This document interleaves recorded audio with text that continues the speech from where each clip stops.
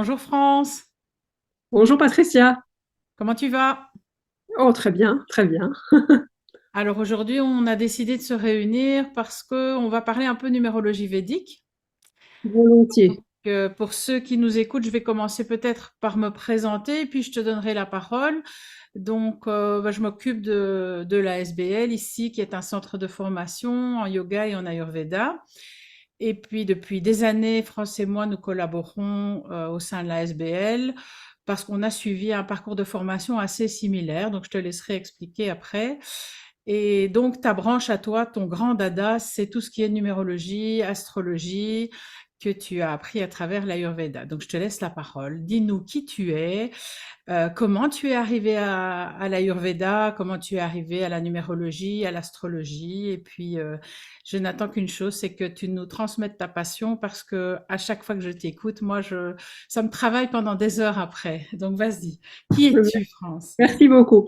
Donc, comme a dit Patricia, nous nous connaissons depuis des années. J'ai suivi tous tes cours de yoga et nous avons suivi la formation de John Marchand, qui est un élève de Harish Johari, qui a introduit grandement l'Ayurveda en Europe. Alors, la numérologie védique et l'astrologie védique font partie de l'Ayurveda. Ce sont des petites sœurs du yoga et de l'Ayurveda. L'Ayurveda étant la science de la vie et c'est dérivé du mot Veda. Et Veda, ce sont en fait les livres sacrés indiens qui datent d'il y a plus de 5000 ans. Donc, c'est vraiment une tradition millénaire. Et moi, la numérologie m'a tout de suite passionnée parce qu'en fait, même si c'est une tradition millénaire, les questions que les gens se posent sont encore toujours actuelles aujourd'hui et les réponses qu'on peut y trouver, s'y trouvent, sont encore toujours d'actualité. Donc voilà. Alors, il y a une petite différence entre la numérologie et l'astrologie. Je donne cours en numérologie védique, la science des nombres. L'astrologie est plus basée sur euh, la situation des planètes dans les différentes maisons et signes astrologiques. Donc c'est un petit peu différent, même si c'est relié. Donc voilà. Oui, ok. Et par rapport à la numérologie, en fait, qu'est-ce qui t'a parlé? Qu'est-ce qui t'a interpellé quand peut-être tu as fait ton thème, je me souviens qu'on a suivi cette formation. Donc, qu'est-ce qui t'a vraiment accroché? Euh, En fait, ça a été un peu un soulagement parce que Ouais. je me battais contre certains obstacles dans ma vie et je ne comprenais pas pourquoi. Et donc, la numérologie m'a aidé à dégager euh, une voie qui répondait à ma nature profonde. La numérologie en soi permet de ne pas se heurter systématiquement au même mur et à pas refaire les mêmes erreurs. Euh, et donc, c'est un outil de découverte et ça permet de mieux vivre, mieux utiliser sa nature profonde et ne pas aller à l'encontre de sa nature profonde. Donc, ça m'a beaucoup aidé. Mhm. Et donc, enfin, je connais un peu la numéro puisqu'on en a fait ensemble, mais euh, tu peux nous parler un peu du nombre psychique, du nombre de destinées? Oui, chaque personne a un nombre psychique qui est formé par les chiffres de sa date de naissance.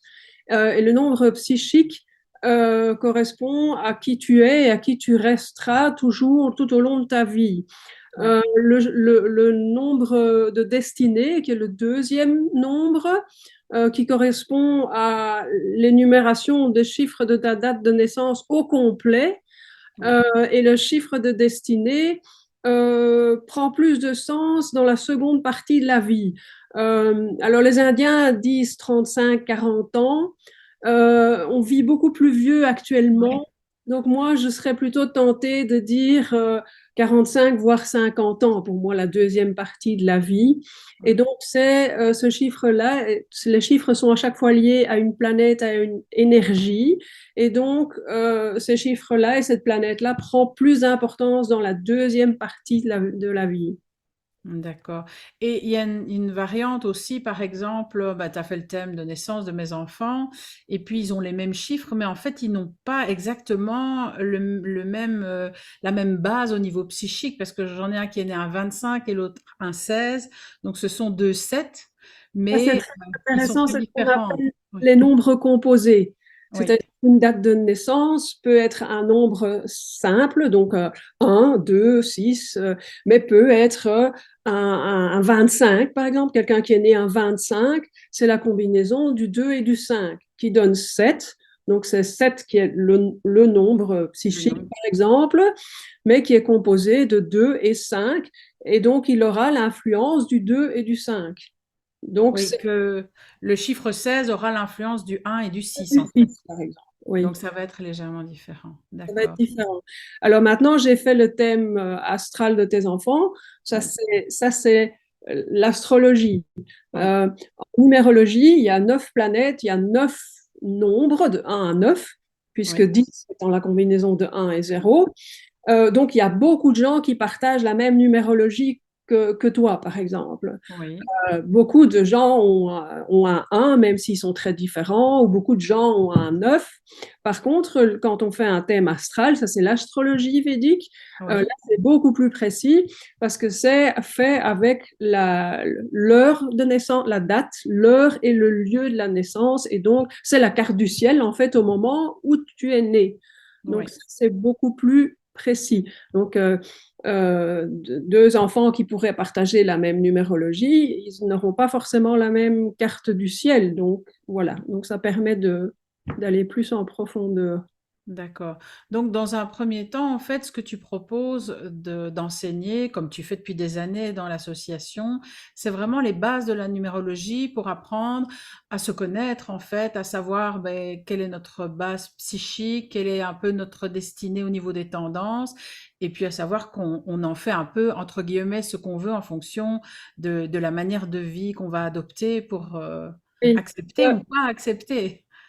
accepter et pas accepter, en fait, aussi bien en numérologie qu'en astrologie, on reste toujours libre d'emprunter le chemin de vie qu'on veut. Oui, Euh, à tort peut-être, mais il oui, y a des gens qui sont par exemple un numéro un, le soleil, et qui ont toutes des capacités, par exemple, de leadership, mais qui ne l'incarnent pas parce qu'ils ne veulent pas, pour une raison ou autre, ne l'incarnent pas. Donc il y a toujours cette liberté de prendre le chemin qu'on veut. Donc voilà. oui. Ok. Euh, ça, Et c'est qu'est-ce que tu vas nous expliquer, par exemple, au niveau des planètes? Parce que moi, c'était un peu abstrait, donc ça l'est beaucoup moins, parce que depuis que ben, on s'est parlé il n'y a pas tellement longtemps, ça me passionne.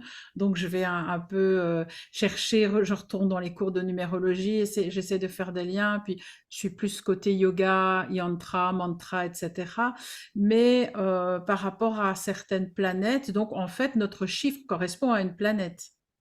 Oui, c'est ça. En fait, les Indiens croyaient que, en fait, le microcosme en nous est le reflet du macrocosme. Et donc, en fait, ils croient que les planètes ont une influence sur nos vies.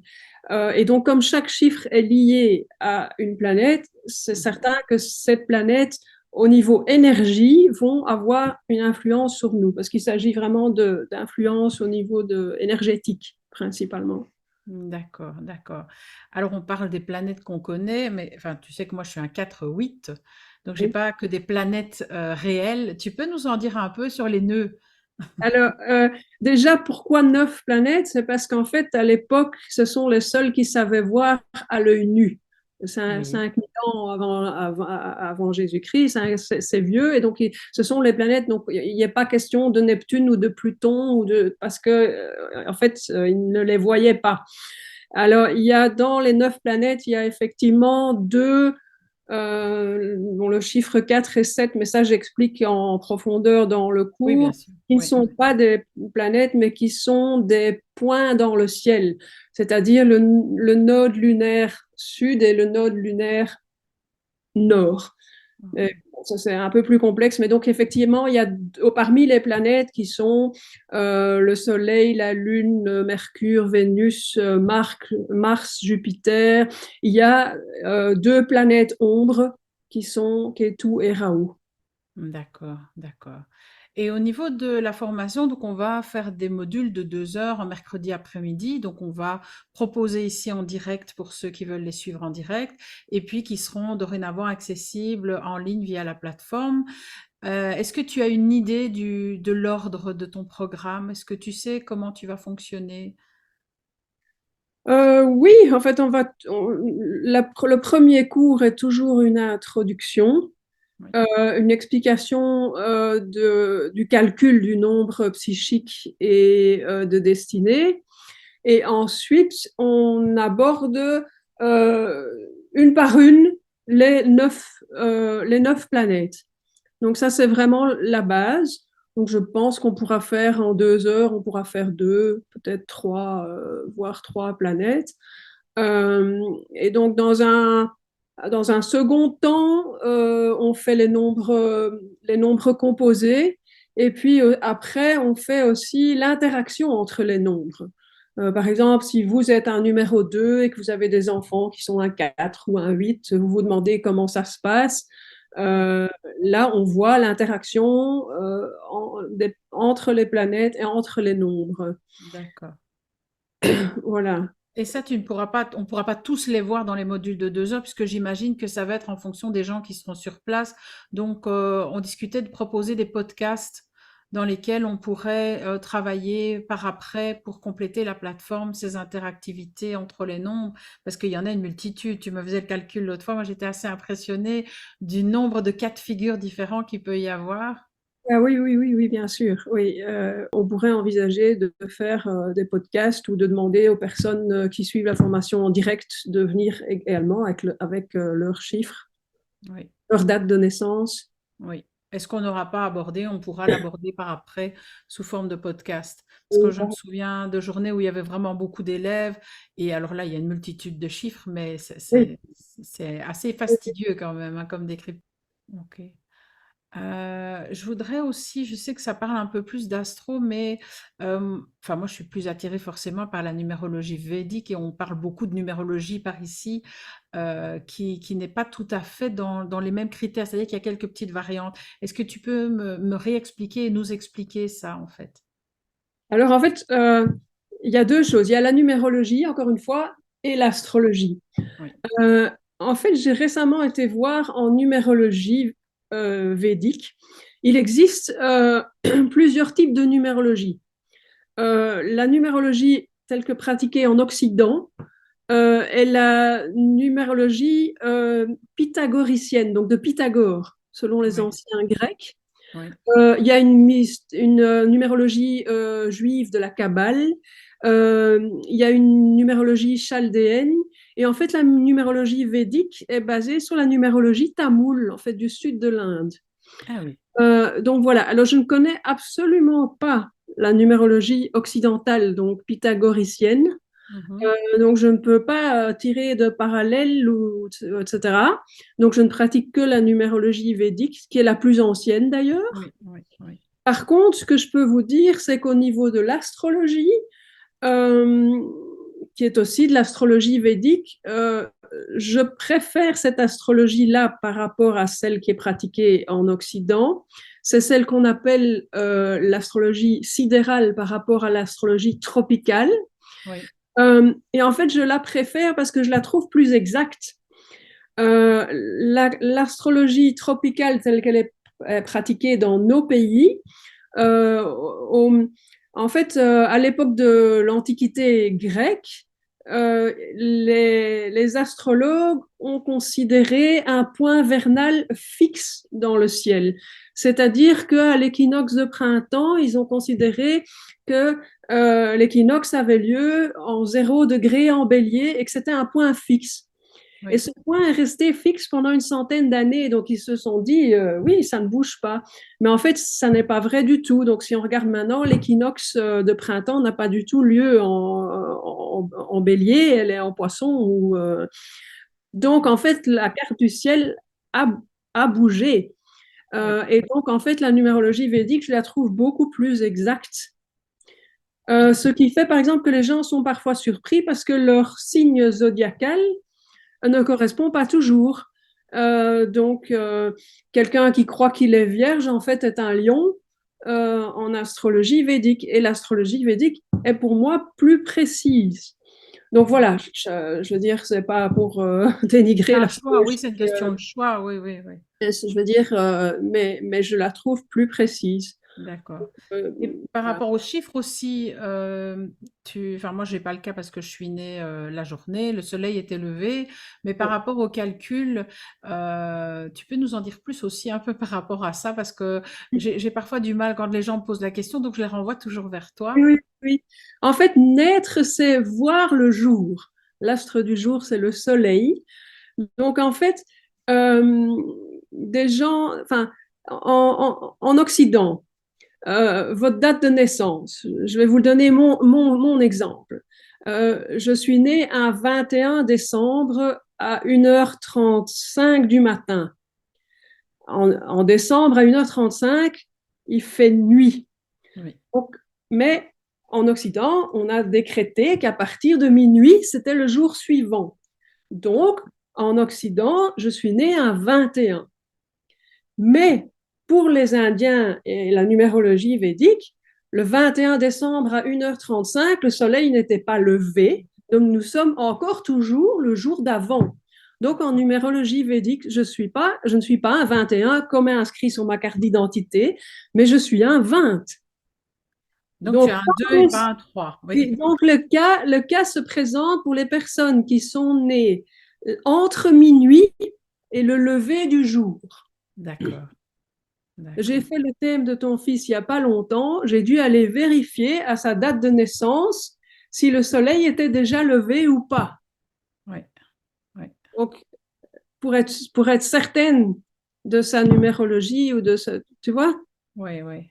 D'accord. Donc, oui, parce que C'est, un 21 décembre, par exemple, le soleil, il n'est pas levé avant, je ne sais plus, moi, 7 heures du matin à peu près. Enfin, donc, si vous êtes né entre minuit et le lever du soleil, eh bien, en hiver, ça peut être, vous pouvez être du jour précédent.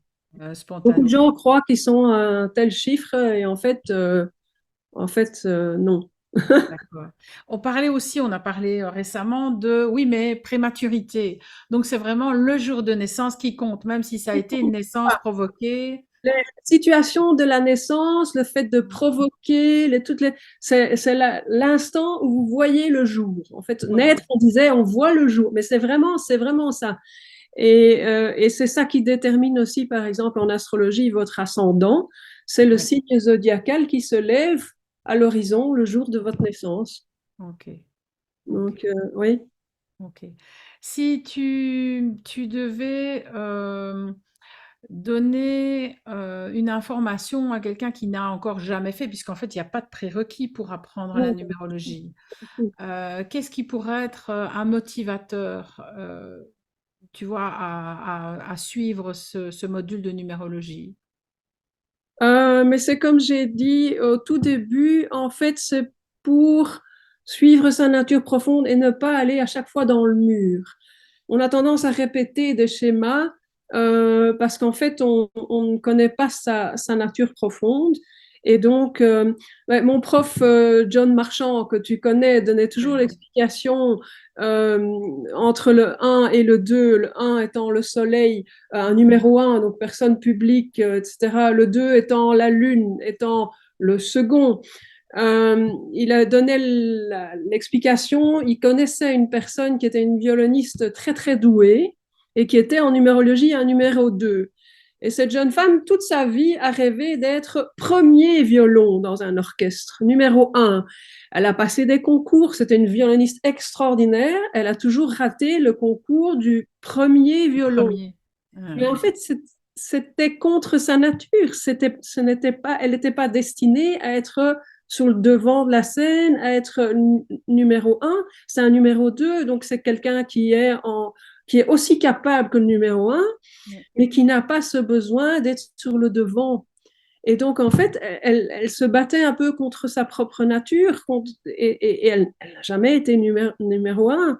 Euh, et c'est donc pour éviter aux gens parfois aussi de se fourvoyer ou de se buter et de vouloir à tout prix quelque chose qui n'est pas du tout dans leur caractère. Je veux dire, je suis personnellement un d'eux. J'ai pas du tout envie d'être sur le devant de la scène. C'est pas du tout mon caractère. Par contre, je suis celui qui va seconder le numéro un. Un simple, j'étais chez les guides, comme beaucoup de jeunes, etc. Eh bien, il y avait le chef de patrouille qui était une fille charismatique qui entraînait toute la patrouille, joyeuse, vive, etc. Mais qui est-ce qui avait pensé à ce qu'on allait manger, qui avait la trousse de secours et qui consolait la fille qui s'était écorché le genou? Ben, c'était moi, le deux. C'est toi. Chacun son rôle, chacun sa nature, et donc voilà. Donc, mais de temps en temps, il y a des personnes qui Qui s'obstinent. lutte. Mais ça résonne beaucoup parce que, enfin, moi, tu sais que je suis un 4-8. Donc, Oui, quand j'ai appris ma numérologie sur le moment, mais quand on a commencé à voir les chiffres, je me dis, oh là là, oh là là, oh là là. dans les Et pics. puis, oui. Planète, avec beaucoup de difficultés, oui. Oui, oui, mais justement parce que, enfin, moi, tu connais ma vie et moi, j'ai vraiment un sentiment d'être dans la réussite, dans l'abondance. Et puis parfois, les gens me disent, mais comment tu fais, quoi? Parce que j'ai l'impression d'avoir eu déjà 8 vies depuis que je suis née. Et puis, accepter qu'il y a des cycles comme ça où parfois tout recommence et puis on repart de zéro. Mais tu as Mais un 8 c'est comme très moi, riche. Oui, tu as un 8 comme moi qui est lié à Saturne, qui est un chiffre très, très difficile, oui, parce qu'il y a énormément d'obstacles sur la route.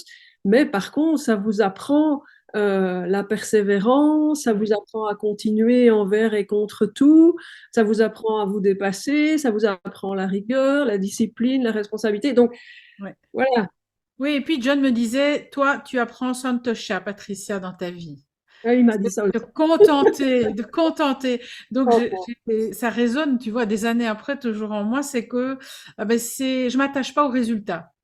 J'y vais, quand je sens que c'est juste, je le fais, je me donne et je suis contente, même s'il n'y a pas les lauriers derrière, parce que j'ai pas de 1, moi, dans ma destinée, mais il y a, comment, j'ai cette sensation entre guillemets, d'être dans la réussite parce que, mais ça m'a beaucoup aidé à, ok, il y a des cycles tout le temps chez moi et ça recommence et puis, quand il y a quelque chose qui va plus, ça s'éteint, il y a déjà quelque chose qui commence et donc ça m'a beaucoup aidé moi et puis le thème astral que tu m'as fait. Mais ça sera pour plus tard, hein. Tu sais que je te titille souvent avec ça, mais un jour, je suis persuadée que les élèves vont vouloir aussi aller plus loin et que oh, peut-être tu pourras nous donner des infos là-dessus. En tout cas, moi, je suis très, très demandeuse de ça.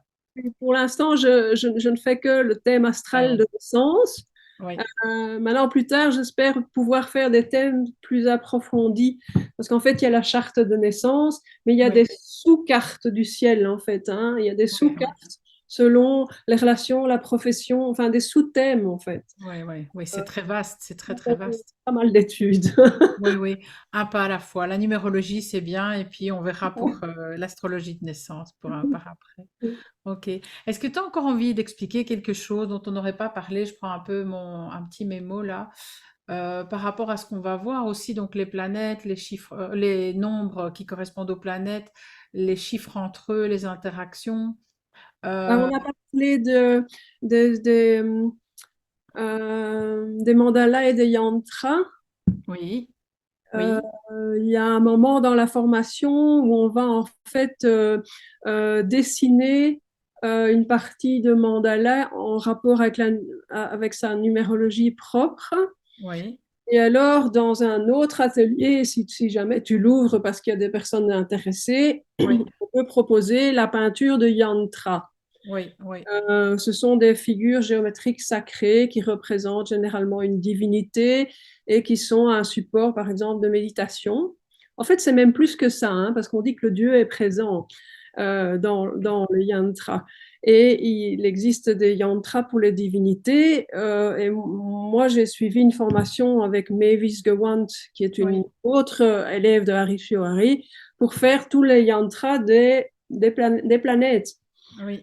Donc, voilà, donc ça, c'est un cours de peinture, de yantra. C'est très méditatif. Généralement, les gens aiment beaucoup parce que ça, il y a la créativité, créativité un peu imposée, hein, parce que c'est une forme géométrique qui est imposée et on peint toujours de l'extérieur vers l'intérieur pour plus Mm. d'intériorité. Oui. Mais généralement, les gens sont très, très, très heureux d'avoir pu peindre un yantra. Maintenant, avant de faire le yantra des planètes, il faut toujours faire le yantra de Ganesh avant. Et pourquoi? Ganesh est le dieu de l'astrologie, mais c'est le dieu des commencements. Et pourquoi est-ce qu'il faut toujours commencer par Ganesh? Parce que c'est celui qui enlève les obstacles matériels et spirituels euh, Mhm. sur votre chemin. Et j'aurais d'ailleurs des anecdotes à vous raconter. Ah mais vas-y, vas-y, raconte-nous une anecdote. Un podcast séparé Ok. sur le fait des gens qui ont essayé de faire un autre yantra avant celui de Ganesh. Ouais. Ça n'a pas marché. Ah ben, le mien, il n'était pas terrible, je te confirme. Il n'était pas terrible, je te confirme. Et ça résonne beaucoup parce que tu sais que je donne un module de formation sur les mantras.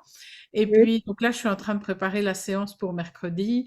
Et donc, je oui, suis à fond dans les mantras des planètes. oui, Et puis j'ai voulu commencer les yantras et puis je me dis que c'est pas juste parce que moi j'aime beaucoup en fait faire des tratak puisque mon dada c'est yoga méditation donc faire des tratak des concentrations sur les yantras et puis oui. je faisais pas mal de recherches puis je vois des yantras de toutes les couleurs de toutes les formes donc je te laisserai ce soin là d'aborder tout ce qui est yantra dans un module peut-être même séparé pour Oui. ceux qui veulent les suivre parce que je trouve ça tellement intéressant avec mon côté un peu plus cartésien, analyse cérébrale, fonctionnement du cerveau, de l'inconscient, etc. La répétition des mantras, les effets sur le cerveau et surtout le fait de pouvoir fixer son yantra qu'on a travaillé et de répéter son mantra en lien avec la planète D'ailleurs, en il est regardant. conseillé de le dire pendant Oui, qu'on peint. oui, de le Même, réciter. même lors de la création, Oui. il est conseillé de le dire dans sa tête, de dire le mantra pendant qu'on peint. Oui, de le répéter au niveau méditatif. Enfin, j'amène la petite précision aussi que ça va travailler sur l'enveloppe du mental. Donc, quand on récite mentalement le mantra et qu'on va observer son yantra ou le peindre ou juste le mettre devant soi une fois terminé, il y a vraiment un nettoyage au niveau de l'inconscient dans les schémas personnels par rapport à ça.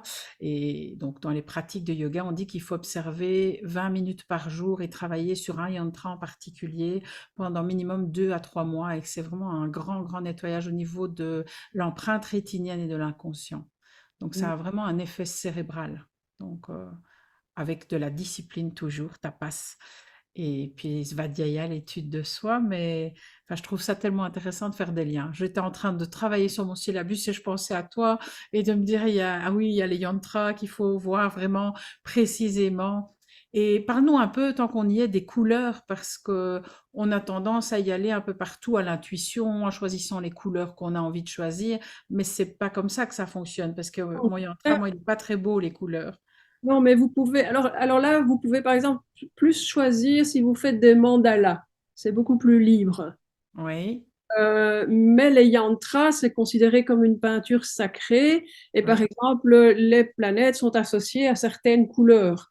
oui, Donc là, il est recommandé, si vous voulez faire le travail méditatif en rapport avec l'énergie de ces planètes-là, d'utiliser les couleurs propres à ces planètes-là. oui.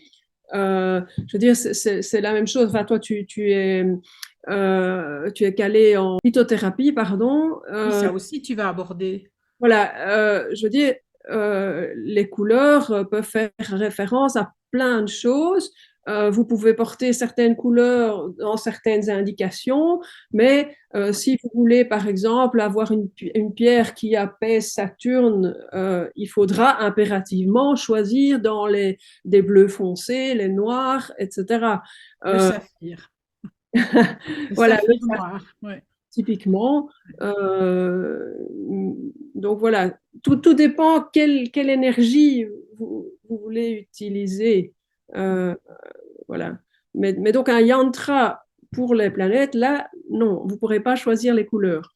Si vous Ouais, faites un mandala, ça, c'est vraiment beaucoup, beaucoup plus libre. ouais, ouais, Même au niveau du fond ou des fioritures que ouais, vous ouais. pourriez ajouter, etc. Il y a beaucoup de liberté. Par contre, les yantras, c'est une peinture sacrée et c'est donc généralement en rapport avec les couleurs de la divinité De la ou de la planète. divinité. Je vais au-delà de ça, même pour compléter, c'est que, enfin, moi, au-delà de la divinité, je n'ai pas de religion spécialement, mais je pense qu'il y a vraiment cette fréquence vibratoire qui a été perçue, qui a été méditée pendant des milliers d'années par les pratiquants, et qu'il y a vraiment une fréquence vibratoire précise, ce qui est mesurable, pour chaque son, pour chaque couleur, pour chaque forme, et que ça correspond comme à un égrégore, donc vraiment un canal au niveau vibratoire qui amène un effet particulier donc sur ce qu'on travaille en soi en fait, Oui, oui, oui. Oui, oui, et chaque planète a une énergie, une fréquence vibratoire différente. distincte. Oui, Et on vient à microcosme, macrocosme, travailler des fréquences vibratoires avec des couleurs, avec des sons précis, mais c'est vraiment travailler sur ce qui peut-être dysfonctionne chez nous pour l'harmoniser, etc. oui, oui, oui. Donc, il y a un côté homéostasie et restauration de la santé. J'ai toujours cette envie de faire ces liens avec ça. Ok. Est-ce que tu veux encore rajouter quelque chose? Non, je suis impatiente enfin, d'avoir de nouveaux élèves ou des nouvelles personnes parce que chaque personne me pose des questions différentes et donc Oui, c'est toujours très, très, très intéressant de pouvoir interagir et avec d'autres numérologies, en fait. oui, oui. Donc, Par rapport à ça, d'ailleurs, on ouvrira, je ne sais pas si je peux le faire via la plateforme ou je peux le faire aussi par mail. Donc, s'il y a des choses qu'on n'aborde pas dans la formation par rapport au nombre, aux interactions peut-être, les gens qui prennent la formation via la plateforme ou même en direct ont l'occasion de poser leurs questions et tu peux y répondre assez facilement sous forme de petits podcasts qu'on mettra à disposition pour tout le monde sur la plateforme oui, pour répondre à des questions précises. oui, Enfin, des questions précises sur leur numérologie, évidemment. Le but, c'est pas de faire du personnel dans la formation, mais que chacun ait vraiment un maximum d'outils par rapport à ça. Ok. De toute façon, là, en lien à cette vidéo, je vais mettre toutes les infos. Donc, il y aura qu'un lien à cliquer pour me contacter par mail ou éventuellement pour accéder directement à la plateforme. On mettra la vidéo d'intro en ligne sur les réseaux et alors ben, quelques petites intros peut-être pour que les gens puissent se faire une idée aussi de la formation directement sur la plateforme pour ceux qui s'inscrivent. Ouais, je suis impatiente, moi, de te retrouver parce que je viens m'asseoir derrière le banc de l'élève et ça fait longtemps. Enfin, je fais des formations en extérieur, mais c'est vrai que ça fait des années que tu viens. Puis là, j'ai une élève qui attend depuis 3 ans pour suivre ta formation. J'en ai une qui attend depuis 1 an pour suivre ta formation. Donc, elles se sont réinscrites, ça y est, puisqu'on avait décidé, voilà, malheureusement, on est dans l'ère du numérique et de la formation en ligne, donc on a décidé de sauter le pas mais ça va permettre de pouvoir continuer à transmettre en tout cas et ça c'est génial parce que c'est tellement d'années d'études et d'apprentissage que ce serait dommage quoi de ne pas pouvoir partager ça à plein de gens et puis oui, surtout ce que oui, ça oui, parce que moi je vais parler pour moi mais je sais que pour toi aussi ce que ça a changé dans nos vies oui, tout à fait. Oui, et ce que ça va peut-être changer aussi même dans la vie de mes enfants qui ça fait son chemin en tout cas j'observe que ça fait son chemin donc c'est très bien voilà. France, je te remercie beaucoup d'avoir consacré un peu de temps pour qu'on puisse échanger à ce sujet et qu'on puisse bah, faire cette petite vidéo pour présenter un peu la formation. avec très grand plaisir. Ouais, Et c'est toujours un plaisir de collaborer avec toi. ouais, mais avec plaisir, le cœur ouvert. C'est magnifique. Merci beaucoup. À Bisous. bientôt. À bientôt.